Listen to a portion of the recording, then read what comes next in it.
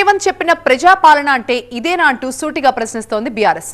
ఈ విమర్శలకి కారణం మున్సిపాలిటీల్లో 51 గ్రామ పంచాయతీలు విలీనం చేయడమే.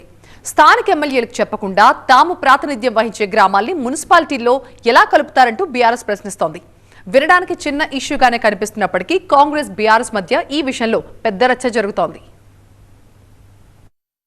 తెలంగాణలో సరికొత్త రాజకీయ రచ్చ జరుగుతోంది. ఇప్పుడు తమది ప్రజాపాలన, అందరినీ కలుపుకొని వెళ్లే పాలన అంటూ డప్పు కొట్టుకోవడమే తప్ప వాస్తవానికి అలా జరగడం లేదని పెద్ద ఆరోపణ చేస్తోంది బీఆర్ఎస్. ఈ మధ్య ఔటర్ రింగ్ రోడ్ పరిధి లోపల ఓఆర్ఆర్ను ఆనుకొని ఉన్న 51 గ్రామ పంచాయతీలను సమీపంలోని మున్సిపాలిటీల్లో విలీనం చేసింది రేవంత్ సర్కార్. దీనిపై ప్రత్యేక ఆర్డినెన్స్ తీసుకొస్తూ గెజిట్ కూడా విడుదల చేసింది. పరిపాలనా సౌలభ్యం కోసం ఈ నిర్ణయం తీసుకున్నామని చెప్పింది రేవంత్ ప్రభుత్వం. కానీ ఇదంతా ఏకపక్ష నిర్ణయం అంటోంది బీఆర్ఎస్.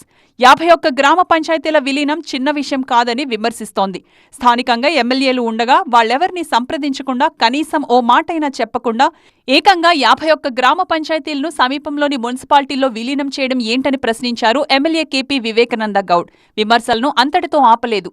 బీఆర్ఎస్లో గెలిచి కాంగ్రెస్లో చేరిన ఒకరిద్దరు ఎమ్మెల్యేల సలహాలు విని ఇంత పెద్ద నిర్ణయాన్ని ఏకపక్షంగా ఎలా తీసుకుంటారని ప్రశ్నించారు.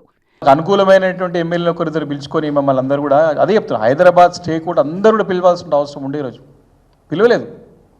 మేము కూడా న్యూస్ పేపర్ చూసినాం. అరే ఇదేమో సబ్ కమిటీ మీటింగ్ అవుతుందంటే మాకు ఆహ్వానం లేదు.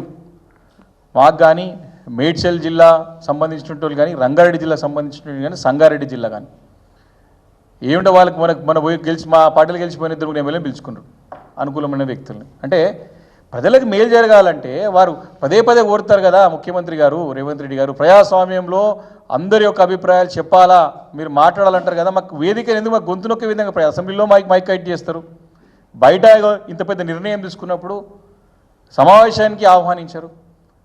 హైదరాబాద్ నగరానికి సంబంధించినటువంటి అందరు ప్రజాప్రతినిధులను దీంట్లో భాగస్వాములు చేయాల్సిన అవసరం ఉన్నది. రంగారెడ్డి, మేడ్చల్, మల్కాజ్గిరి, సంగారెడ్డి జిల్లాల్లోని ఔటర్ పరిధి లోపల ఉన్న 45 పంచాయతీలను, ఓఆర్ఆర్ను ఆనుకొని ఉన్న మరో 6 గ్రామ పంచాయతీలను మున్సిపాలిటీల్లో విలీనం చేశారు. అయితే ఇదంతా ఏకపక్ష నిర్ణయమని ప్రతిపక్ష బీఆర్ఎస్ ఆరోపిస్తున్నప్పటికీ సంప్రదింపుల తర్వాతే విలీనం నిర్ణయం తీసుకున్నామంటోంది అధికార పక్షం. గత నెల 1వ తేదీనే దీనిపై కేబినెట్ సబ్ కమిటీ వేశామని గుర్తు చేస్తోంది.